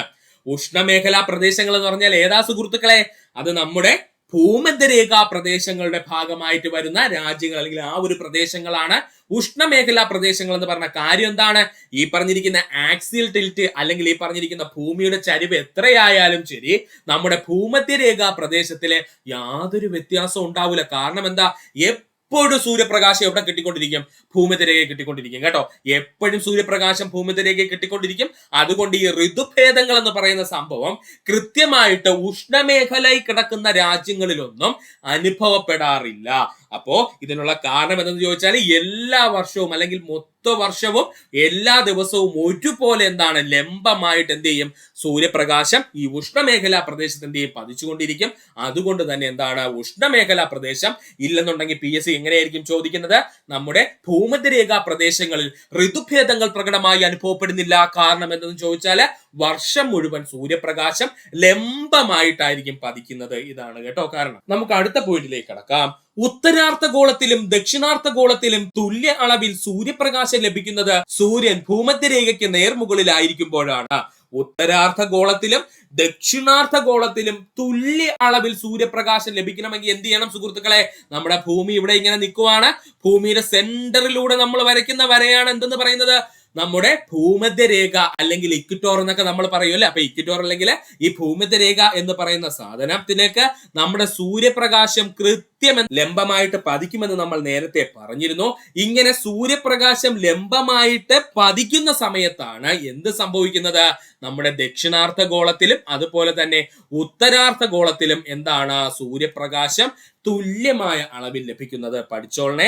അപ്പോ ഉത്തരാർദ്ധഗോളത്തിലും ദക്ഷിണാർദ്ധഗോളത്തിലും തുല്യമായിട്ട് പ്രകാശം ലഭിക്കണമെങ്കിൽ സൂര്യൻ എവിടെയായിരിക്കണം? നമ്മുടെ ഭൂമധ്യരേഖയ്ക്ക് നേർമുകളിലായിട്ട് വരണം. ഭൂമധ്യരേഖയ്ക്ക് നേർമുകളിലായിട്ട് വരണമെന്ന് പഠിച്ചു വെക്കുക. ഉത്തരാർദ്ധഗോളത്തിലും ദക്ഷിണാർദ്ധഗോളത്തിലും രാത്രിയുടെയും പകലിന്റെയും ദൈർഘ്യം തുല്യമാകുന്ന 2 ദിവസങ്ങളുണ്ട്. March 21 September 23. PSCയുടെ ഒരുപാട് തവണ പ്രീവിയസ് ആയിട്ട് പ്രത്യേകിച്ച് LD എക്സാമിന് ചോദിച്ചതാണ്. കഴിഞ്ഞ LD എക്സാമിനും കൃത്യമായിട്ട് ഈ പോയിന്റ് ചോദിച്ചിരുന്നു. ഉത്തരാർദ്ധഗോളത്തിലും ദക്ഷിണാർദ്ധഗോളത്തിലും രാത്രിയുടെയും പകലിന്റെയും അളവ് തുല്യമാകുന്ന 2 ദിവസങ്ങളേ ഉള്ളൂ ഒരു വർഷത്തിൽ. ഏതൊക്കെയാണ്? March 21 September 23. പഠിച്ചോളനെ, ഇമ്പോർട്ടന്റ് ആണ്. ഉത്തരാർദ്ധഗോളത്തിലും ദക്ഷിണാർദ്ധഗോളത്തിലും രാത്രിയുടെയും പകലിന്റെയും ദൈർഘ്യം തുല്യമാകുന്ന ദിനങ്ങൾ ചോദിച്ചാൽ മാർച്ച് 21 സെപ്റ്റംബർ 23 മാർച്ച് 21 മുതൽ തെക്ക് നിന്നും വടക്കോട്ട് അയനം ചെയ്യുന്ന സൂര്യൻ ജൂൺ 21 ഉത്തരായന രേഖയുടെ മുകളിലെത്തുന്നു. ഈ ദിനം ഉത്തരാർദ്ധഗോളത്തിൽ അറിയപ്പെടുന്ന പേരാണ് ഗ്രീഷ്മ അയനാന്ത ദിനം. മറക്കൽ. അപ്പോൾ എന്താണ് ഗ്രീഷ്മ അയനാന്ത ദിനം എന്ന് ചോദിച്ചാൽ ഇനി കൺഫ്യൂഷൻ ഇല്ലല്ലോ. വെറുതെ ഇരിക്കുന്ന സൂര്യൻ കൃത്യം മാർച്ച് 21 കഴിഞ്ഞതോടുകൂടി ഈ തെക്ക് വശത്ത് നിന്ന് എന്ത് ചെയ്യും? നേരെ അല്ലെങ്കിൽ നടുക്ക് ഭാഗത്ത് നിന്ന് നേരെ എന്ത് ചെയ്യും? മുകളിലോട്ട് സഞ്ചരിച്ചു തുടങ്ങും. അതായത് വടക്കോട്ട് സഞ്ചരിച്ചു തുടങ്ങും. ഇതിനെ വിളിക്കുന്ന പേരാണ് ഗ്രീഷ്മ അയനാന്ത ദിനമെന്ന്. ഉത്തരാർദ്ധഗോളത്തിൽ ഏറ്റവും ദൈർഘ്യമേറിയ പകലും ഏറ്റവും ഹ്രസ്വമായ രാത്രിയും അനുഭവപ്പെടുന്ന ദിനം ജൂൺ 21 അഥവാ ഗ്രീഷ്മ അയനാന്ത ദിനത്തിലാണ് കേട്ടോ. അത് പഠിച്ചോളണേ. അതായത് നമ്മുടെ ഉത്തരാർദ്ധഗോളത്തിലോട്ട് ആര് യാത്ര ചെയ്യുമെന്ന് പറഞ്ഞു? സൂര്യൻ യാത്ര ചെയ്യുമെന്ന് പറഞ്ഞു. ഇങ്ങനെ സൂര്യൻ യാത്ര ചെയ്ത് നേരെ എന്ത് ചെയ്യുന്നു? നമ്മുടെ ഉത്തരായന രേഖയ്ക്ക് മുകളിലായിട്ട് വരുന്നു. ഇങ്ങനെ ഉത്തരായന രേഖയുടെ മുകളിലായിട്ട് വരുന്ന സമയത്ത് എന്താ സംഭവിക്കുന്നത്? മാക്സിമം സൂര്യപ്രകാശം എവിടെ കൊള്ളും സുഹൃത്തുക്കളെ? ഉത്തരാർദ്ധഗോളത്തിൽ കൊള്ളും അല്ലെ. ഉത്തരാർദ്ധഗോളത്തിൽ മാക്സിമം സൂര്യപ്രകാശം അനുഭവപ്പെടും. ഇങ്ങനെ മാക്സിമം സൂര്യപ്രകാശം അനുഭവപ്പെട്ടാൽ എന്താ വരുന്ന പ്രശ്നം? അവിടെ ഒരു ദിവസത്തിന്റെ ഡേ എന്തായിരിക്കും? കൂടുതലായിരിക്കും. അല്ലെങ്കിൽ പകൽ എന്തായിരിക്കും? കൂടുതലായിരിക്കും. രാത്രി എന്തായിരിക്കും? കുറവായിരിക്കും. ഇങ്ങനെ ഉത്തരാർദ്ധഗോളത്തിൽ അനുഭവപ്പെടുന്നത് എന്തെന്ന് ചോദിച്ചാൽ ജൂൺ 21 ഇതിനെ നമ്മൾ വിളിക്കുന്ന പേരാണ് ഗ്രീഷ്മ അയനാന്ത ദിനം എന്ന് പറയുന്നത് കേട്ടോ. അപ്പോൾ ഗ്രീഷ്മ അയനാന്ത ദിനത്തില് നമ്മുടെ രാത്രി ആയിരിക്കോ പകലായിരിക്കോ കൂടുതൽ? പകലായിരിക്കും കൂടുതൽ. ആ ഡേറ്റ് ഏതാണ്? ജൂൺ 21. മറക്കാതെ പഠിക്കുക. ഒത്തിരി ഡേറ്റുകൾ നമ്മളിപ്പോ പറഞ്ഞു കഴിഞ്ഞേ. അതുകൊണ്ട് സുഹൃത്തുക്കളെ വ്യക്തമായിട്ട് പഠിക്കുക. ഉത്തരാർദ്ധഗോളത്തിൽ വസന്തകാലം അനുഭവപ്പെടുന്നത് മാർച്ച് 21 മുതൽ ജൂൺ 21 വരെയാണ്. ഉത്തരാർദ്ധഗോളത്തില് വസന്തകാലം അനുഭവപ്പെടുന്നത് എപ്പോഴാണ്? മാർച്ച് 21 മുതൽ ജൂൺ 21 വരെയാണ് കേട്ടോ. അതായത് നമ്മുടെ സൂര്യൻ മാർച്ച് 21 കഴിയുമ്പോൾ നേരെ ഉത്തരാർദ്ധഗോളത്തിലേക്ക് വരുന്നെന്ന് കരുതുക. അങ്ങനെ ഉത്തരാർദ്ധഗോളത്തിലേക്ക് വരുമ്പോൾ നല്ല സൂര്യപ്രകാശം കിട്ടുമല്ലേ അവിടെയൊക്കെ. അപ്പൊ ആ ഉത്തരാർദ്ധത്തിലുള്ള സസ്യങ്ങളെല്ലാം എന്ത് ചെയ്യും? അങ്ങോട്ട് പൂക്കും. അപ്പോൾ വസന്തകാലം എന്ത് ചെയ്യും? ആരംഭിക്കും. അപ്പോൾ ഉത്തരാർദ്ധഗോളത്തിൽ വസന്തകാലം ആരംഭിക്കുന്നത് മാർച്ച് 21 മുതൽ ജൂൺ 21 വരെയാണ്. പഠിക്കുക. നമ്മളേതാ? ദക്ഷിണാർദ്ധഗോളമാണോ ഉത്തരാർദ്ധഗോളമാണോ സുഹൃത്തുക്കളെ? ഇന്ത്യ എന്ന് പറയുന്ന രാജ്യം സ്ഥിതി ചെയ്യുന്നത് ദക്ഷിണാർദ്ധഗോളത്തിലാണോ ഉത്തരാർദ്ധഗോളത്തിലാണോ? അറിയുന്ന സുഹൃത്തുക്കളൊന്ന് കമന്റ് ചെയ്യുക. ശൈത്യകാലത്ത് നിന്നും വേനൽക്കാലത്തിലേക്കുള്ള ഋതുവിന്റെ മാറ്റം എന്നറിയപ്പെടുന്നതാണ് വസന്തകാലം. ശൈത്യകാലത്തിൽ നിന്നും വേനൽക്കാലത്തിലേക്കുള്ള ഋതുവിന്റെ മാറ്റം എന്നറിയപ്പെടുന്നതാണ് വസന്തകാലം. ശ്രദ്ധിച്ചോണേ, ശൈത്യകാലത്ത് നിന്നും വേനൽക്കാലത്തിലേക്കുള്ള ഋതുവിന്റെ മാറ്റം എന്നറിയപ്പെടുന്നത് വസന്തകാലമാണ്. പഠിക്കുക. ഇനി നമുക്ക് പഠിക്കുവാനുള്ളത് ഇന്ത്യയുടെ പരമ്പരാഗത ഋതുക്കളാണ്. അതെന്താ സുഹൃത്തുക്കളെ, ഇന്ത്യക്ക് മാത്രം പ്രത്യേകിച്ച് ഋതുക്കളുണ്ടോ? ഉണ്ട് കേട്ടോ. നമ്മുടെ ഇന്ത്യക്ക് പ്രത്യേകിച്ച് പരമ്പരാഗതപരമായിട്ടുള്ള ഋതുക്കളുണ്ട്. സാധാരണ ലോകം മുഴുവൻ പറയുന്നത് 4 ഋതുക്കളാണ് കേട്ടോ. സാധാരണ ലോകത്ത് മുഴുവൻ 4 ഋതുക്കളെ ഉണ്ട് എങ്കിൽ നമ്മുടെ ഇന്ത്യക്ക് മാത്രം എത്ര ഋതുക്കളുണ്ട്? 6 ഋതുക്കളുണ്ട് കേട്ടോ. അത് നമ്മൾ പരമ്പരാഗത രീതിയിൽ പറയുന്നതാണ്. അത് എന്തുകൊണ്ടാണ് നമ്മുടെ പൂർവികർ അങ്ങനെ പറഞ്ഞതെന്ന് നമുക്ക് നോക്കാം. അപ്പോൾ ലോകം മുഴുവൻ എത്ര ഋതുക്കളാണ് ഉള്ളത്? 4 ഋതുക്കളാണുള്ളത്. പക്ഷെ നമ്മുടെ ഇന്ത്യക്ക് മാത്രം എത്ര ഋതുക്കളുണ്ട്? 6 ഋതുക്കളുണ്ട്. അതായത് 2 ഋതുക്കൾ എക്സ്ട്രാ ഉണ്ട്. എന്താണ് അതിനുള്ള കാരണം എന്ന് നമുക്കൊന്ന് നോക്കാം. ഋതുക്കളെ പൊതുവെ 4ആയി തരംതിരിച്ചിരിക്കുന്നു. ലോകം മുഴുവൻ ഋതുക്കളെ പൊതുവെ 4ആയാണ് തരംതിരിച്ചിരിക്കുന്നത്. ഇന്ത്യയിലെ അന്തരീക്ഷ സ്ഥിതിയുടെ അടിസ്ഥാനത്തിൽ വ്യത്യസ്ത ഋതുക്കൾ ഉള്ളതായി കണക്കാക്കുന്നു. അതായത് ഇന്ത്യയുടെ അന്തരീക്ഷ സ്ഥിതിക്ക് അനുസരിച്ച് വ്യത്യസ്ത ഋതുക്കൾ ഉള്ളതായിട്ട് നമ്മൾ കണക്കാക്കിയിരിക്കുന്നു. അത് ഏതൊക്കെയാണെന്നുള്ളത് നമ്മൾ പഠിച്ചിരിക്കണം. PSC ഒരുപാട് തവണ പ്രീവിയസ് ആയി ചോദിച്ചതാണ്. ഒന്നാമത്തെ പോയിന്റ് പറയാം. മാർച്ച് മുതൽ ഏപ്രിൽ വരെയുള്ള മാസങ്ങളിൽ ഇന്ത്യയിൽ വസന്തകാലമായിരിക്കും. മാർച്ച് മുതൽ ഏപ്രിൽ വരെയുള്ള മാസങ്ങളിൽ ഇന്ത്യയില് വസന്തകാലമായിരിക്കും. നേരത്തെ അപ്പോ സുഹൃത്തുക്കൾക്ക് ഇവിടെ ഒരു കൺഫ്യൂഷൻ വരും. ഞാൻ നേരത്തെ എന്താ പറഞ്ഞത്? മാർച്ച് 21 മുതൽ എത്ര വരെയാണ്? ജൂൺ 21 വരെ അല്ലേ നമ്മുടെ വസന്തകാലമായിട്ട് പറഞ്ഞതെന്ന്. അത് എവിടെയാണ്? ഉത്തരാർദ്ധഗോളത്തിൽ മുഴുവനാണ്, അല്ലാതെ ഇന്ത്യക്ക് മാത്രമായിട്ടല്ല കേട്ടോ. ഉത്തരാർദ്ധഗോളം മുഴുവൻ എടുക്കുന്ന സമയത്ത് നമ്മുടെ വസന്തകാലം എന്നറിയപ്പെടുന്നത് മാർച്ച് 21 ആരംഭിച്ച് എന്ന് തീരും? ജൂൺ 21 അവസാനിക്കുള്ളൂ. എന്നാൽ നേരെ തിരിച്ച് നമ്മുടെ ഇന്ത്യയുടെ പരമ്പരാഗത ഋതുക്കളിലേക്ക് വരുമ്പോൾ മാർച്ചിൽ ആരംഭിക്കുന്ന നമ്മുടെ വസന്തകാലം ഏപ്രിൽ ആകുമ്പോഴത്തേക്കും എന്ത് ചെയ്യും? അവസാനിക്കും. മാർച്ചിൽ ആരംഭിക്കുന്ന വസന്തകാലം ഏപ്രിൽ ആകുമ്പോഴത്തേക്കും എന്ത് ചെയ്യും? അവസാനിക്കും. ഇനി മെയ് ജൂൺ മാസങ്ങളിൽ ഇന്ത്യയിൽ ഗ്രീഷ്മകാലമായിരിക്കും. മെയ് ജൂൺ മാസങ്ങളിൽ ഇന്ത്യയില് ഗ്രീഷ്മകാലമായിരിക്കും. മെയ് ജൂൺ മാസങ്ങളിൽ ഇന്ത്യയിൽ എന്താണ്? ഗ്രീഷ്മകാലമായിരിക്കും. ജൂലൈ മുതൽ ആഗസ്റ്റ് മാസങ്ങൾ വരെ ഇന്ത്യയിൽ വർഷകാലമായിരിക്കും. നല്ല മഴ പെയ്യും കേട്ടോ. ജൂലൈ മുതൽ ആഗസ്റ്റ് വരെ ഇന്ത്യയില് വർഷകാലമായിരിക്കും. ജൂലൈ മുതൽ ആഗസ്റ്റ് വരെ ഇന്ത്യയിൽ വർഷകാലമായിരിക്കും അല്ലെ സുഹൃത്തുക്കളെ? ഇപ്പൊ നമ്മൾ കണ്ടോണ്ടിരിക്കും അല്ലെ? ജൂലൈ മുതൽ ഓഗസ്റ്റ് വരെ ഇന്ത്യയിൽ വർഷകാലമായിരിക്കും. സെപ്റ്റംബർ ഒക്ടോബർ മാസങ്ങളിൽ ഇന്ത്യയിൽ ശരത്കാലമായിരിക്കും. സെപ്റ്റംബർ ഒക്ടോബർ മാസങ്ങളിൽ ഇന്ത്യയില് ശരത്കാലമായിരിക്കും. നവംബർ ഡിസംബർ മാസങ്ങളിൽ ഇന്ത്യയില് ഹേമന്തകാലമായിരിക്കും. നവംബർ ഡിസംബർ മാസങ്ങളിൽ ഇന്ത്യയില് ഹേമന്തകാലമായിരിക്കും. ജനുവരി ഫെബ്രുവരി മാസങ്ങളിൽ ഇന്ത്യയില് ശിശിരകാലമായിരിക്കും. ജനുവരി ഫെബ്രുവരി മാസങ്ങളിൽ ഇന്ത്യയിലെ ശിശിരകാലമായിരിക്കും. ജനുവരി ഫെബ്രുവരി മാസങ്ങളിൽ ഇന്ത്യയിലെ ശിശിരകാലമായിരിക്കും. ഇത് പഠിച്ചോളനെ. നിങ്ങൾക്ക് 1 മാർക്ക് ഉറപ്പിക്കാൻ പറ്റിയ പോയിന്റ് ആണ് പറയുന്നത്. അപ്പോ മാർച്ച് ഏപ്രിൽ മാസങ്ങളിൽ ഇന്ത്യയിൽ വസന്തകാലമായിരിക്കും. ഏപ്രിൽ കഴിഞ്ഞാൽ പിന്നെ ആരാ വരുന്നത്? മെയ് ആണല്ലേ. മെയ് മുതൽ ജൂൺ മാസം വരെ ഇന്ത്യയിലെ ഗ്രീഷ്മകാലമായിരിക്കും. ഇനി ജൂൺ കഴിഞ്ഞ് കഴിഞ്ഞാൽ പിന്നെ അടുത്ത മാസം ഏതാണ്? ജൂലൈ ആണ്. ജൂലൈ മുതൽ ആഗസ്റ്റ് വരെ എന്താണ്? വർഷകാലമായിരിക്കും.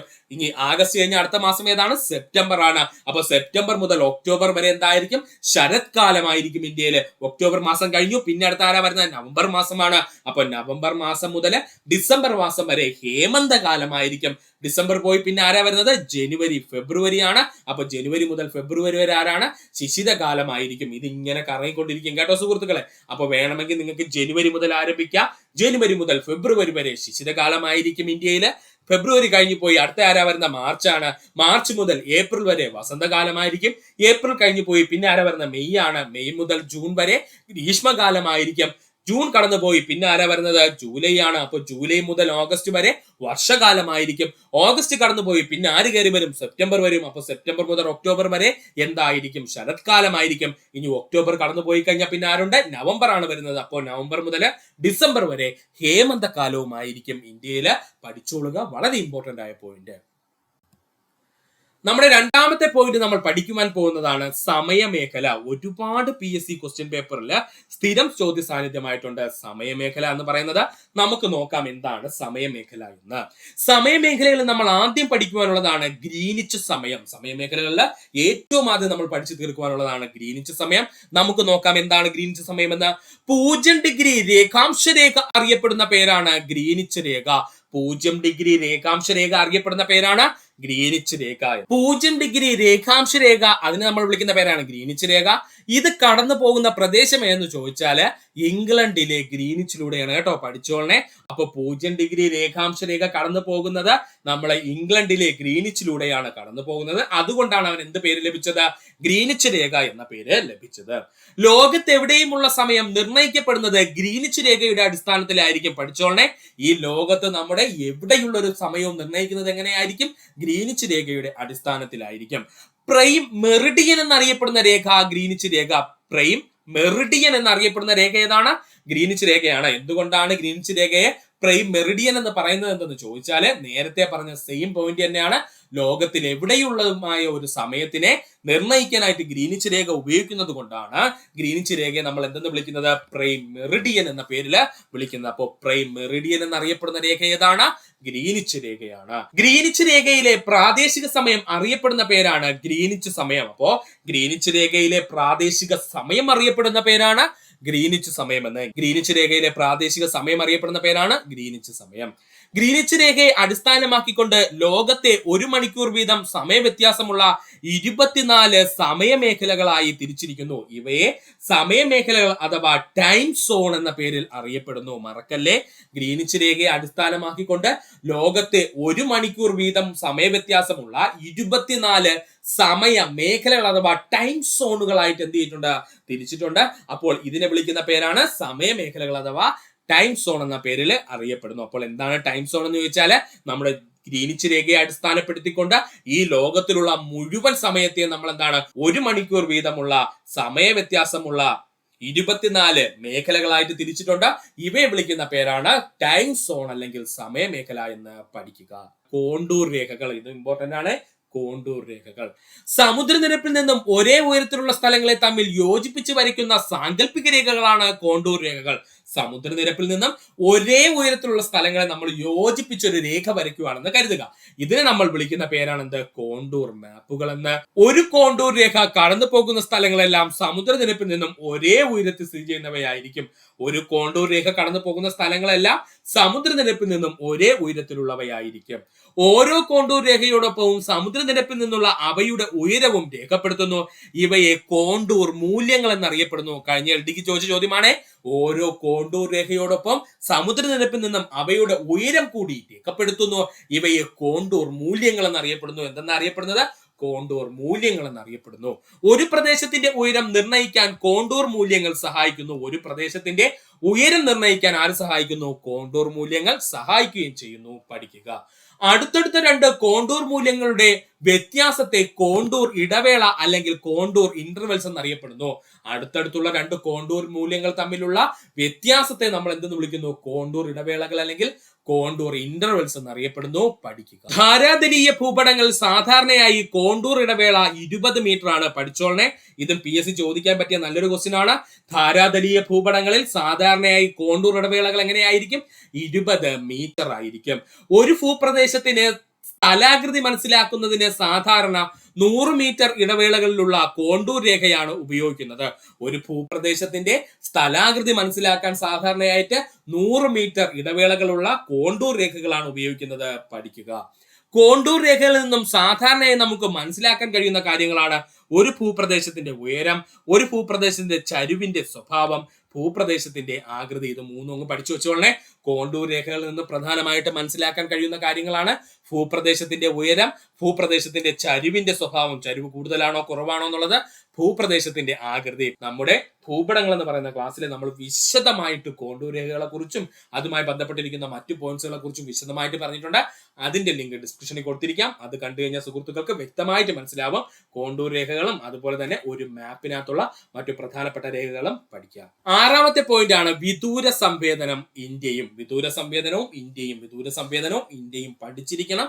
ഈ പറയാൻ പോകുന്ന എല്ലാ പോയിന്റ്സും പ്രീവിയസ് ആണ്. വിദൂര സംവേദനവും ഇന്ത്യയും. ഇന്ത്യൻ വ്യോമചിത്രങ്ങളുടെ ഉപയോഗം ആരംഭിച്ചത് 1924. ഇന്ത്യൻ വ്യോമചിത്രങ്ങളുടെ ഉപയോഗം ആരംഭിക്കുന്നത് 1924. ഇന്ത്യൻ വ്യോമചിത്രങ്ങളുടെ വിശകലനത്തിനും പഠനത്തിനുമായി രൂപീകരിക്കപ്പെട്ട സ്ഥാപനമാണ് ഫോട്ടോ ഇന്റർപ്രിട്ടേഷൻ ഇൻസ്റ്റിറ്റ്യൂട്ട്. പഠിച്ചോളനെ, ഇന്ത്യൻ വ്യോമചിത്രങ്ങളുടെ വിശകലനത്തിനും പഠനത്തിനുമായി രൂപീകരിക്കപ്പെട്ട സ്ഥാപനമാണ് ഫോട്ടോ ഇന്റർപ്രിട്ടേഷൻ ഇൻസ്റ്റിറ്റ്യൂട്ട്. എന്താണ് ഫോട്ടോ ഇന്റർപ്രിട്ടേഷൻ ഇൻസ്റ്റിറ്റ്യൂട്ട്? ഇനി എന്താ ഈ വ്യോമചിത്രങ്ങൾ എന്ന് പറഞ്ഞാല്, നമ്മൾ വിമാനത്തിന്റെ താഴെ ഒരു ക്യാമറ വെച്ചിട്ട് എന്താണ് പോകുന്ന വഴി മൊത്തം നമ്മൾ ഇങ്ങനെ ചിത്രങ്ങൾ ഇങ്ങനെ എടുത്തുകൊണ്ട് പോവുകയാണെന്ന് കരുതുക.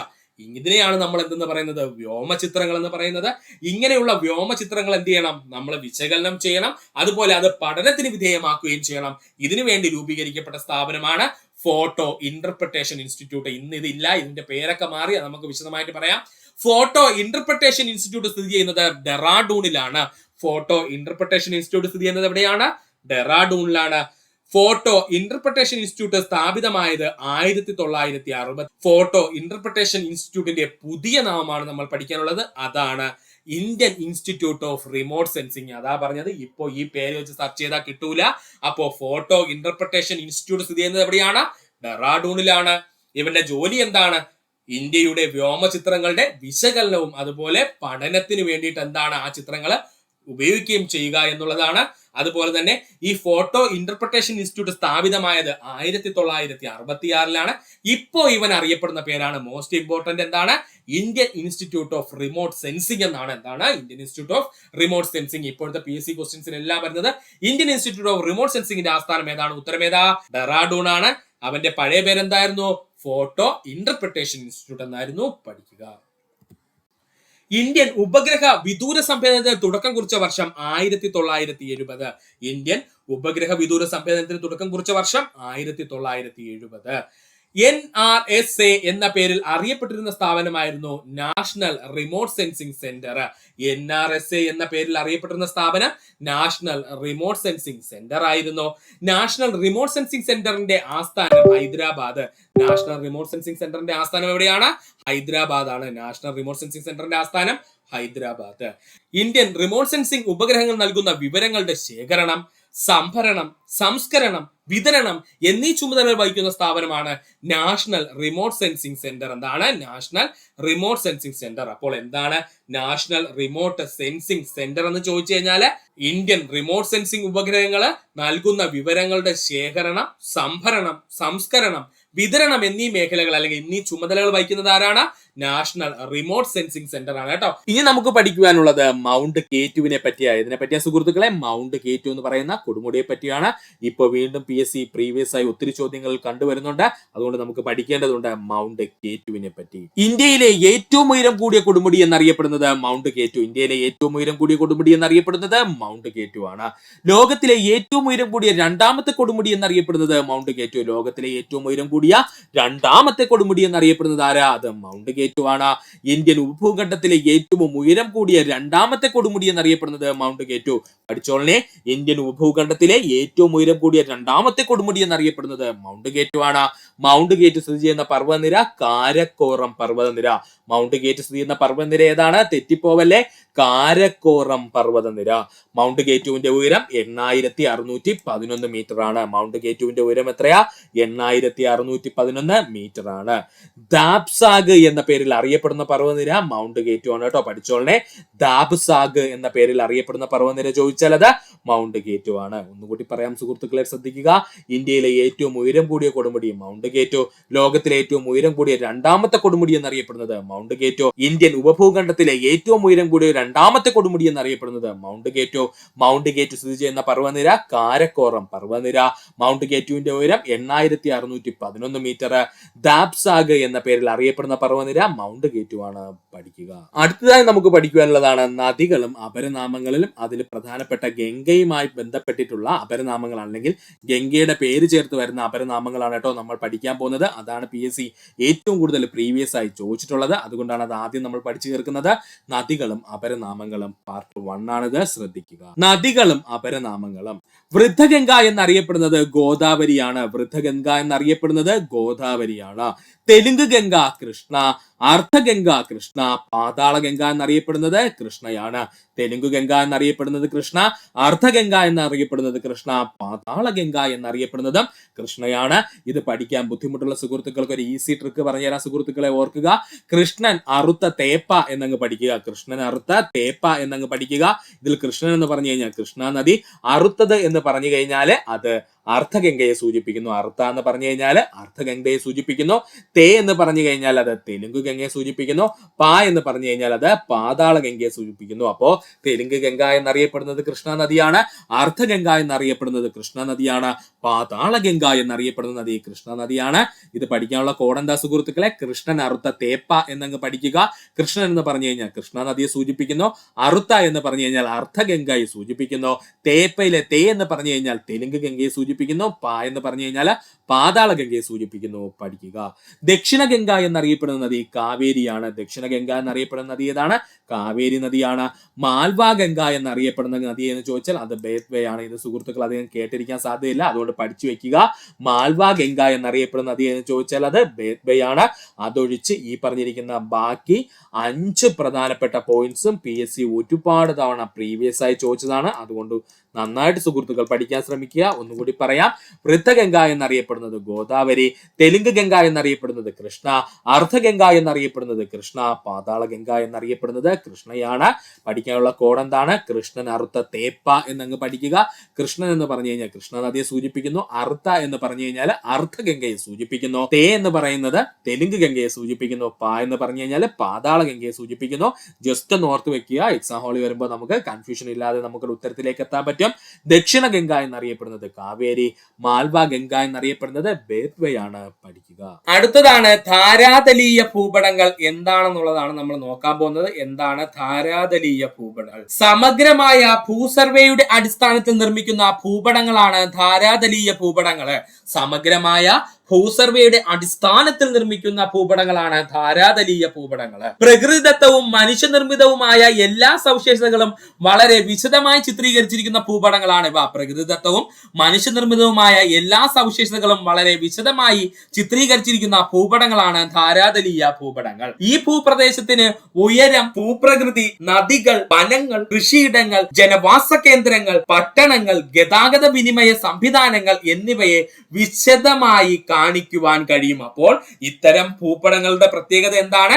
ഒരു ഭൂപ്രദേശത്തിന്റെ ഉയരം, ഭൂപ്രകൃതി, അവിടെയുള്ള വനങ്ങൾ, കൃഷിയിടങ്ങൾ, ജനവാസ കേന്ദ്രങ്ങൾ, പട്ടണങ്ങൾ, ഗതാഗത വിനിമയ സംവിധാനങ്ങൾ എന്നിവയെ കുറിച്ച് വിശദമായി കാണിക്കുവാൻ കഴിയും. തന്ത്രപ്രധാനമായ പ്രദേശങ്ങളെ അതീവ സുരക്ഷിതമായുള്ള പ്രദേശങ്ങളും ധാരാതലീയ ഭൂപടങ്ങളിൽ നിന്നും ഒഴിവാക്കിയിരിക്കുന്നു. ഇത് ഇമ്പോർട്ടന്റ് പോയിന്റ് ആണ് പഠിക്കാൻ. തന്ത്രപ്രധാനമായിട്ടുള്ള പ്രദേശങ്ങൾ, അതായത് ആർമികളുടെ ഏരിയ, അല്ലെന്നുണ്ടെങ്കിൽ നമ്മുടെ ISRO, അല്ലെങ്കിൽ മറ്റു പ്രധാനപ്പെട്ട നമ്മുടെ തന്ത്രപ്രധാനമായിട്ടുള്ള പ്രദേശങ്ങളെയെല്ലാം ധാരാതലീയ ഭൂപടങ്ങളിൽ നിന്ന് ഒഴിവാക്കിയിരിക്കുന്നു.